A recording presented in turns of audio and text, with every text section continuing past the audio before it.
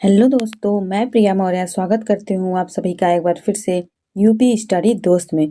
तो दोस्तों, आज के इस वीडियो लेक्चर में हम लोग क्लास 10th के जीव विज्ञान का एमसीक्यू क्वेश्चन समझने वाले हैं, पढ़ने वाले हैं। कुल 50 क्वेश्चन आज हम लोग यानी कि 50 प्रश्न यहाँ पर समझेंगे और सारे के सारे प्रश्न जो है वो बहुत ही इम्पोर्टेंट है और वो बोर्ड एग्जाम में आएगा ही। ठीक है दोस्तों, तो आइए बिना देर किए हम अपना क्वेश्चन यहाँ पर शुरू करते हैं। ठीक है, सबसे पहला क्वेश्चन है यहाँ पे हमारा कि कोशिका का पावर हाउस किसे कहा जाता है।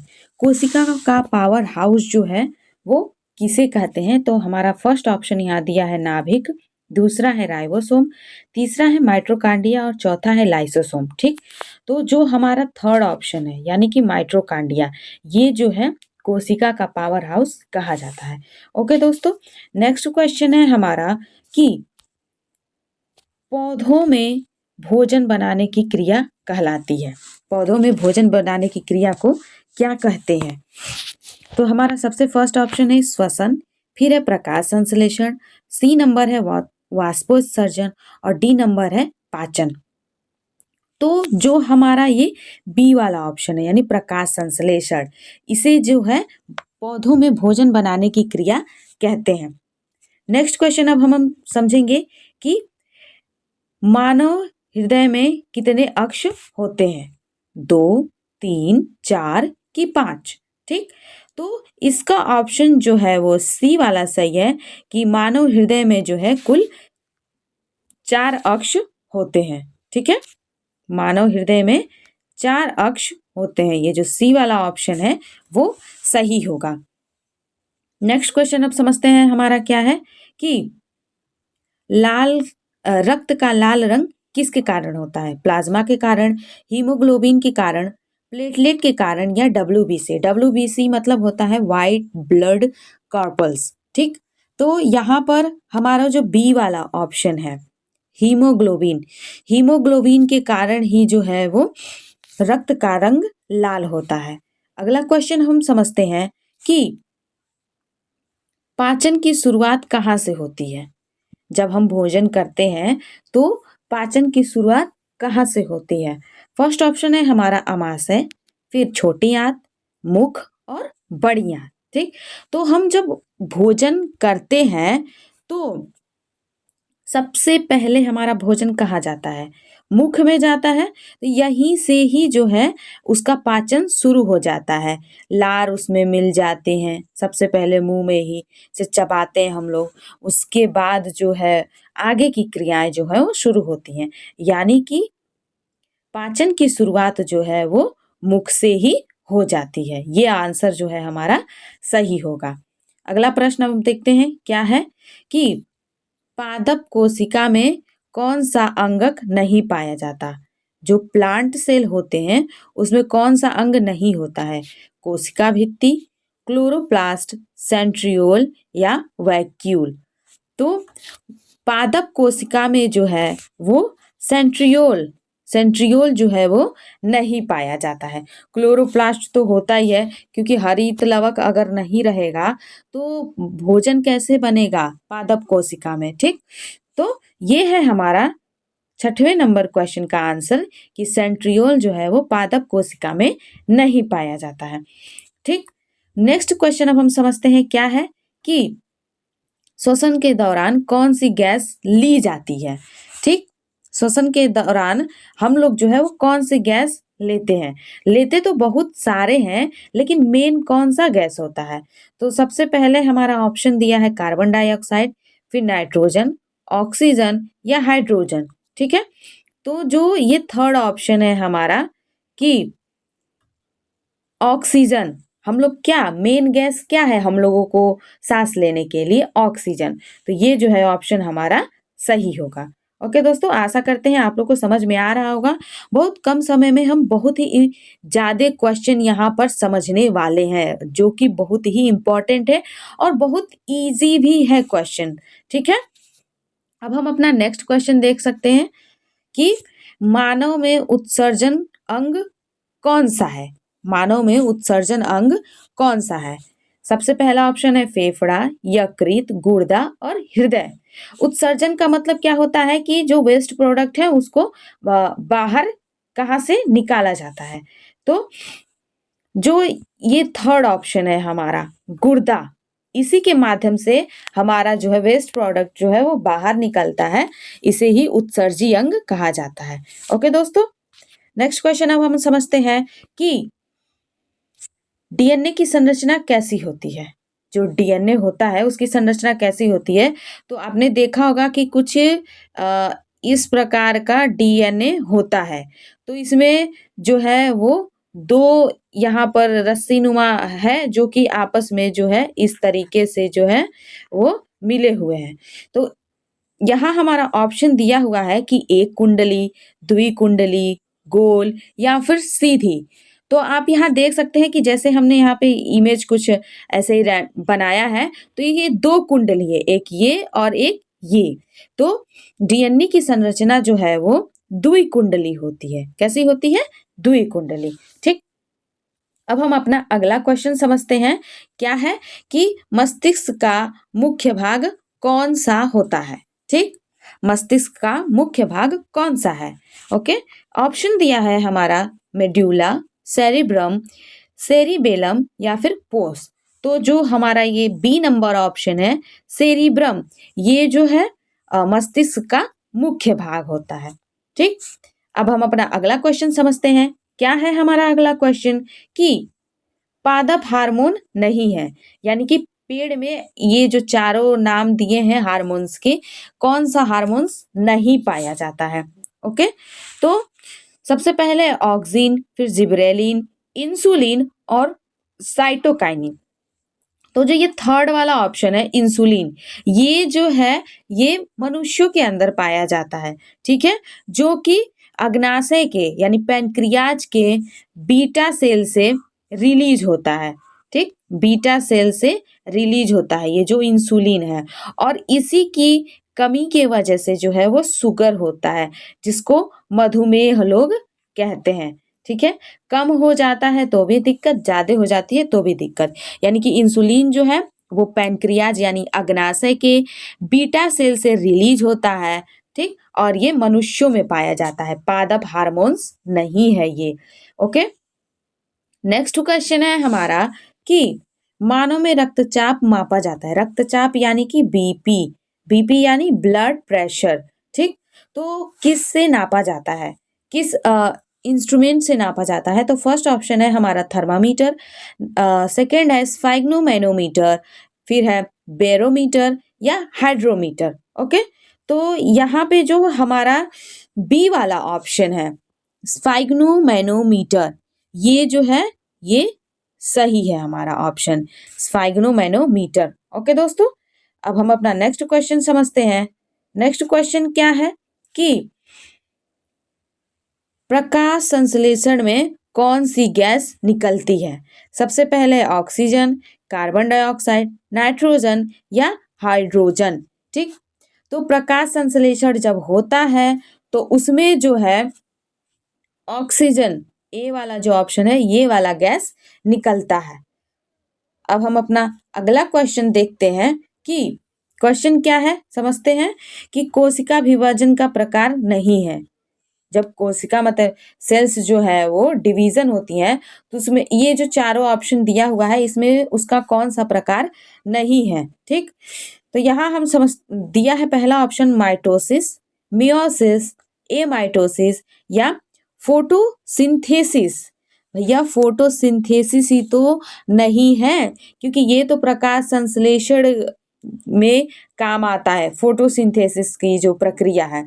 ठीक है, ये जो है तीन ऑप्शन इसे कोशिका विभाजन में लिया जाता है। ये अलग अलग स्टेप है सेल डिवीजन का। फोटोसिंथेसिस मतलब होता है प्रकाश संश्लेषण, जिसके माध्यम से पौधे जो है, प्लांट जो है वो अपना भोजन बनाते हैं। ओके दोस्तों, आशा करते हैं आप लोगों को क्वेश्चंस अच्छे से समझ में आ रहे होंगे और अच्छे लग रहे हो ये वीडियो, तो आप लाइक करिए, शेयर करिए और कमेंट करके ये बताइए कि आपको हमारे वीडियोस कितने हेल्पफुल लगे, ठीक है। और नए हो तो हमारे चैनल को भी सब्सक्राइब करना ना भूलिएगा। ओके, तो अब हम अपना नेक्स्ट क्वेश्चन समझते हैं। नेक्स्ट क्वेश्चन है हमारा कि अनुवांशिकी के जनक कहलाते हैं, अनुवांशिकी के जनक कहलाते हैं। तो फर्स्ट ऑप्शन है डार्विन, फिर है मेंडल, लैमार्क, फिर है वॉटसन, ठीक। तो अनुवांशिकी के जनक यानी कि फादर कौन है जेनेटिक्स के? बी नंबर ऑप्शन है हमारा मेंडल। मेंडल जो है वो अनुवांशिकी के जनक कहलाते हैं। ओके दोस्तों, अब हम अपना अगला प्रश्न समझते हैं। क्या है हमारा अगला क्वेश्चन, देखते हैं। पौधों में जल का परिवहन होता है, यानी कि प्लांट में किसके माध्यम से वाटर जो है वो ऊपर नीचे मतलब इधर उधर फैलता है, ठीक है। ट्रांसपोर्ट कैसे होता है वाटर का प्लांट में? सबसे पहले दिया है फ्लोएम द्वारा, फिर है जाइलम द्वारा, फिर है रक्त द्वारा और तंत्रिका द्वारा।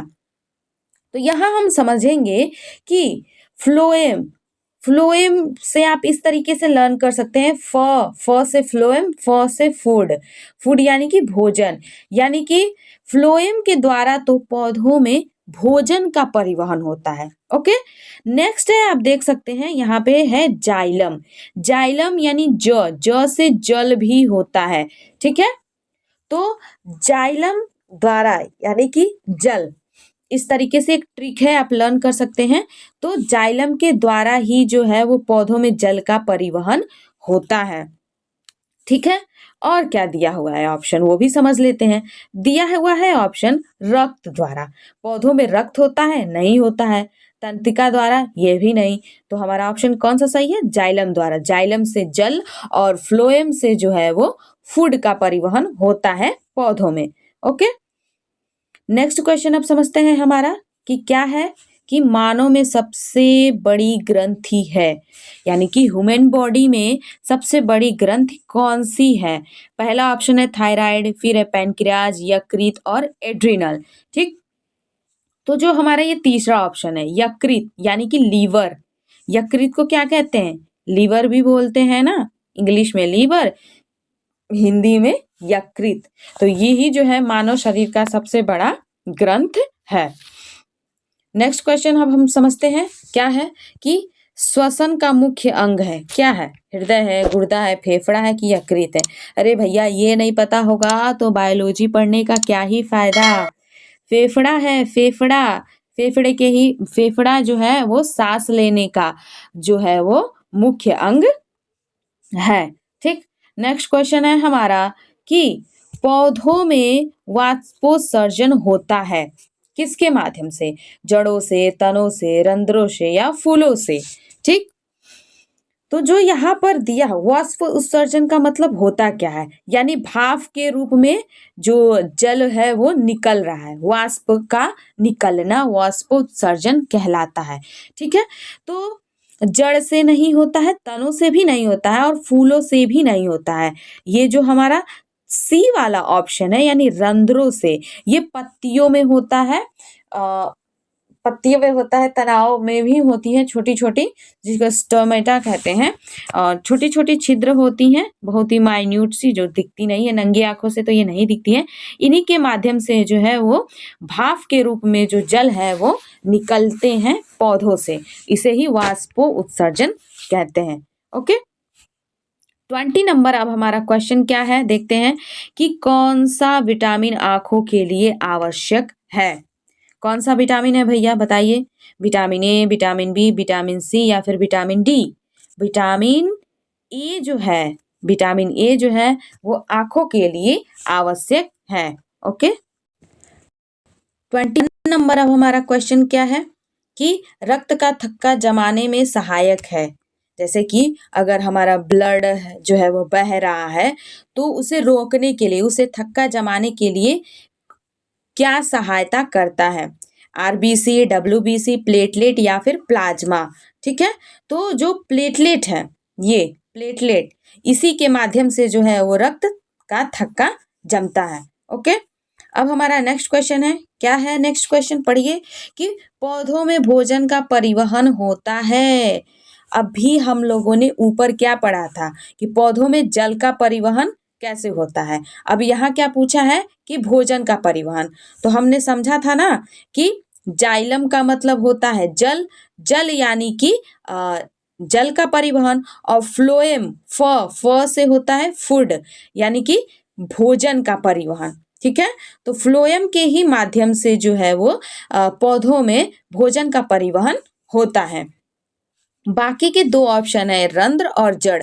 जड़ तो जो है वो उसे मतलब ऑब्जॉर्व करता है, अपने अंदर सोखता है, और फैलाता कौन है, फ्लोएम फैलाता है। ठीक, और रंध्र के माध्यम से जो है वो फोटोसिंथेसिस की क्रिया होती है, वाष्पोत्सर्जन की यानी इवेपोराइजेशन की, ये जो प्रोसेस कंप्लीट होती है। और भोजन में पौधों में भोजन का परिवहन फ्लोएम के माध्यम से होता है। ठीक, अब हमारा नेक्स्ट क्वेश्चन क्या है, 23 नंबर क्वेश्चन है हमारा कि अमीबा में गति किसके द्वारा होती है, फ्लैजिला, सिलिया, स्यूडोपोडिया या फिर पंख। ठीक, तो जो थर्ड ऑप्शन है हमारा स्यूडोपोडिया, ये इसी के माध्यम से जो है अमीबा जो है वो मूव करता है। ओके, नेक्स्ट क्वेश्चन अब हम पढ़ेंगे कि मानव में श्वसन की दर नियंत्रित करता है, कौन नियंत्रित करता है, सेरिब्रम, सेरिबेलम, मोड्यूला या फिर पोस। ठीक, तो जो हमारा ये थर्ड ऑप्शन है सी वाला यानी मेड्यूला, इसी के माध्यम से जो है वो श्वसन की दर जो है वो मानव में कंट्रोल में होता है, नियंत्रण में रहता है। ओके, अब हमारा 25 नंबर क्वेश्चन क्या है कि हरित लवक में पाए जाने वाला वर्णक, हरित लवक यानी कि हरित लवक किस में पाया जाता है, प्लांट में पाया जाता है। अब वो हरित लवक में कौन सा वर्णक पाया जाता है, वर्णक का मतलब होता है ना कलर, कलर। तो सबसे पहला ऑप्शन है कैरोटीन, जैथोफिल, क्लोरोफिल या फिर हीमोग्लोबिन।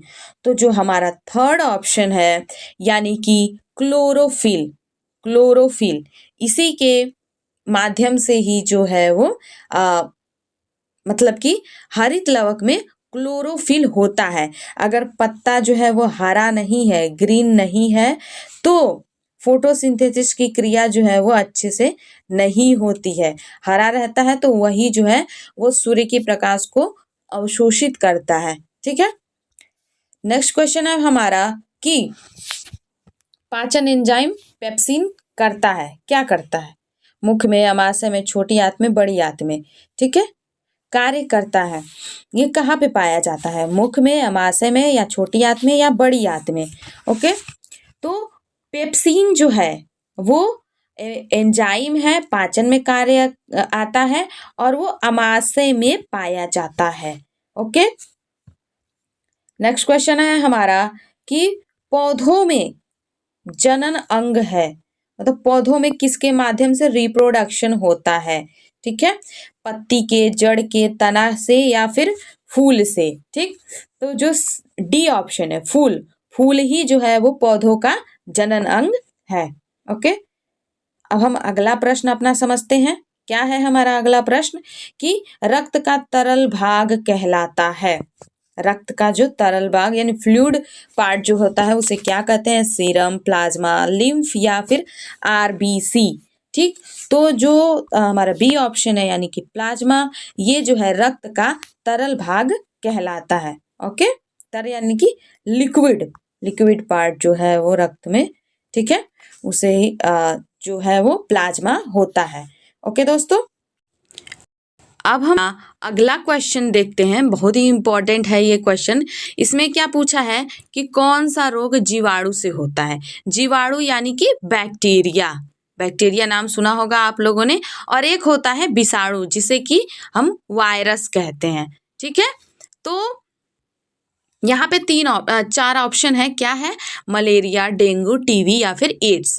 इन चारों ऑप्शन में से कौन सी ऐसी बीमारी है, रोग है जो कि जीवाणु के वजह से होता है।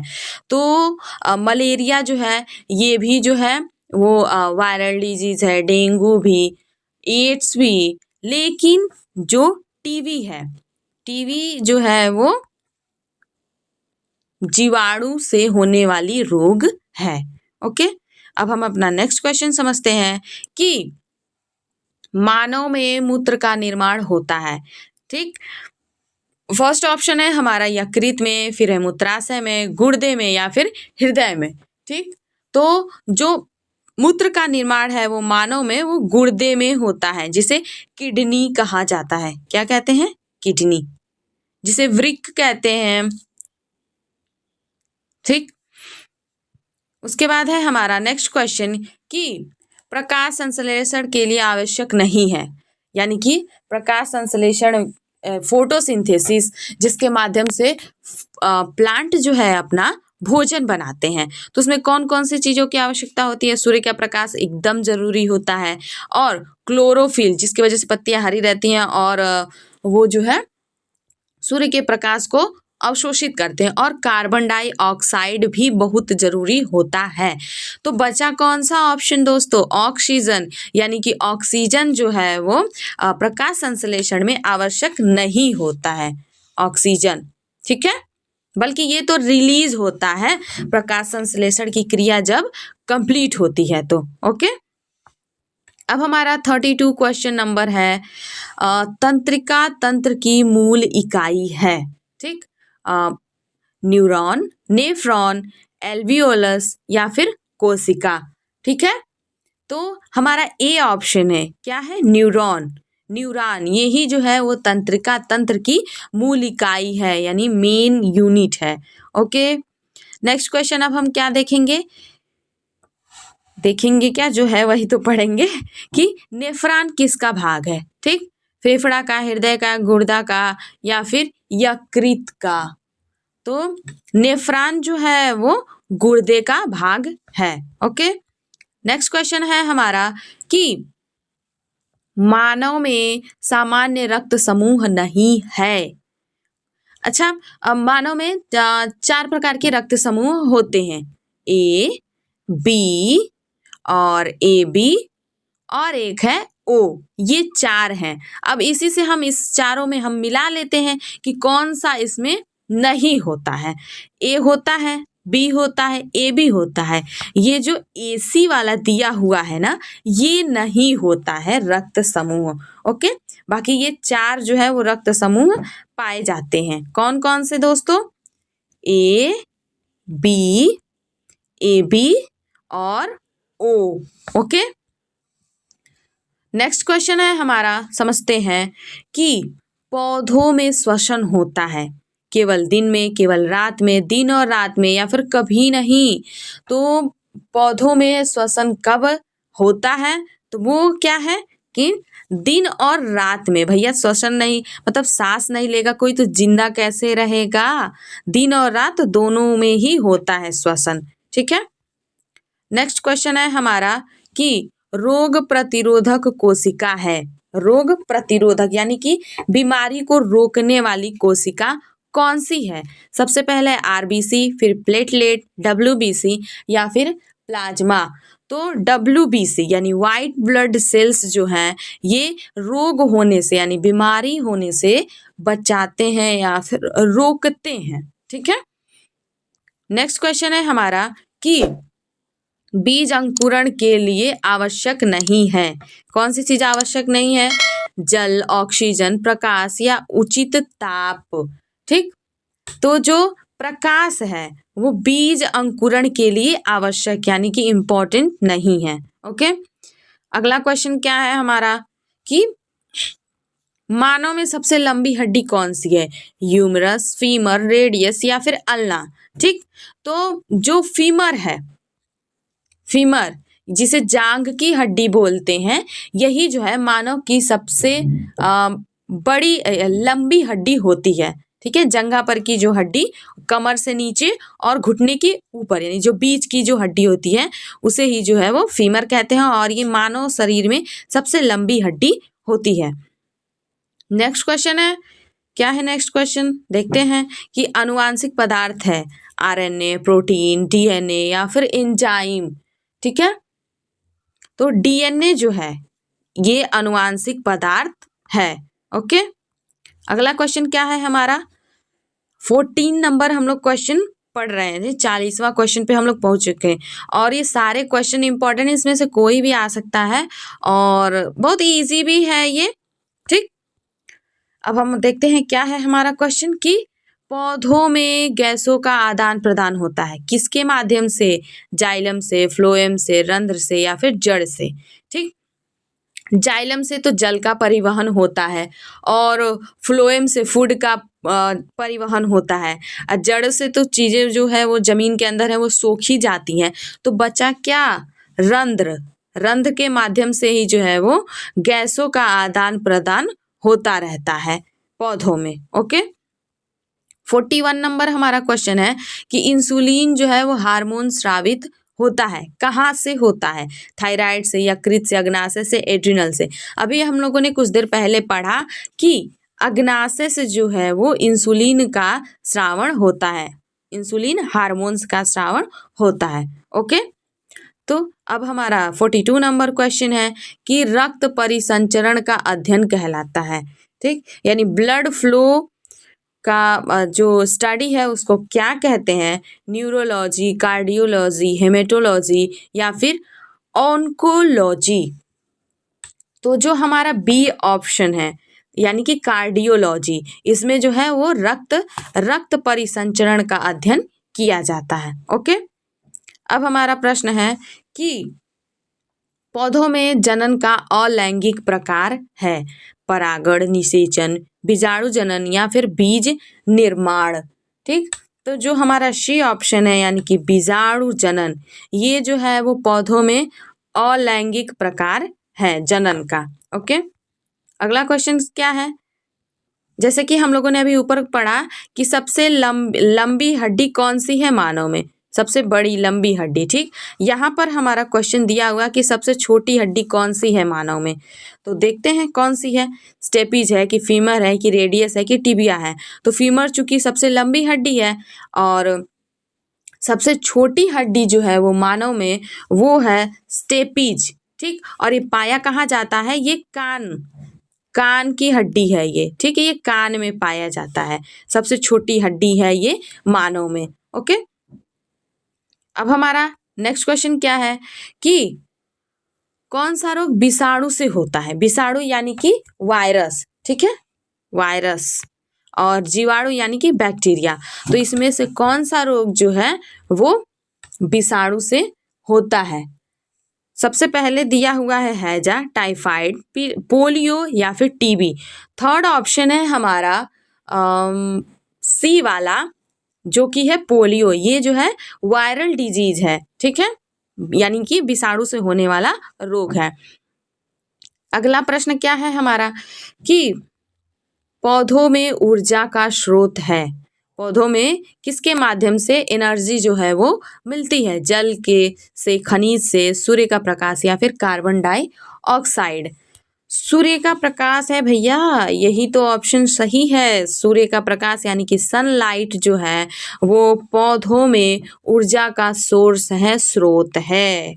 ओके, अब हमारा नेक्स्ट क्वेश्चन है क्या है? इसको समझने से पहले आप लोग वीडियो को लाइक ज़रूर कर दीजिए और हमारे चैनल को सब्सक्राइब करिए। अच्छा लग रहा हो, वीडियो समझ में आ रहा हो तो कमेंट में ज़रूर बताएं कि आपको वीडियो समझ में आया।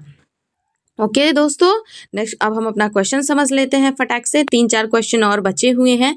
ये हमारा क्वेश्चन है कि कोशिका की खोज किसने की थी? रॉबर्ट हुक ने, न्यूटन ने, डार्विन ने या फिर मेंडल ने? ठीक, तो हमारा जो क्वेश्चन आंसर होगा फर्स्ट वाला यानी रॉबर्ट हुक ने ही कोशिका। अब हमारा 8 नंबर का क्वेश्चन है क्या है कि मानव में पाचन रस पित्त बनता है। पहला ऑप्शन है अग्नाशय में, फिर यकृत में, फिर अमाशय में, फिर आंत में। ठीक, तो मानव में पाचन रस पित्त जो है वो यकृत में बनता है यानी कि लीवर में। ओके, 49 नंबर हमारा क्वेश्चन है क्या है? क्वेश्चन देखते हैं कि क्लोरोफिल पाया जाता है। क्लोरोफिल किसमें पाया जाता है? माइटोकॉन्ड्रिया में, नाभिक में, क्लोरोप्लास्ट में या फिर राइबोसोम में? दोस्तों, क्लोरोप्लास्ट में पाया जाता है क्लोरोफिल। ओके, अब हमारा लास्ट क्वेश्चन है क्या है वो कि जीवन की मूल इकाई है, यानी कि मेन यूनिट ऑफ लाइफ क्या है। ऊतक है, अंग है, कोशिका है कि तंत्र है। कोशिका है, सेल। सेल जो है वो यूनिट ऑफ लाइफ है। ठीक है, तो दोस्तों ये थे हमारे 50 क्वेश्चन बायोलॉजी के, बहुत ही इम्पोर्टेंट क्लास 10th के लिए, जो कि बोर्ड एग्जाम के लिए बहुत ही ज़रूरी है। तो ये पूरा आप लोग को आशा करते हैं समझ में आया होगा। अच्छा लगा हो तो हमारे वीडियो को लाइक करें, अपने दोस्तों के साथ, अपने क्लासमेट्स के साथ शेयर करें और हमारे चैनल को सब्सक्राइब करना ना भूलें। ठीक है, मिलते हैं ऐसे अच्छे अच्छे वीडियो के साथ अपने नेक्स्ट वीडियो में। तब तक के लिए बाय बाय, टेक केयर।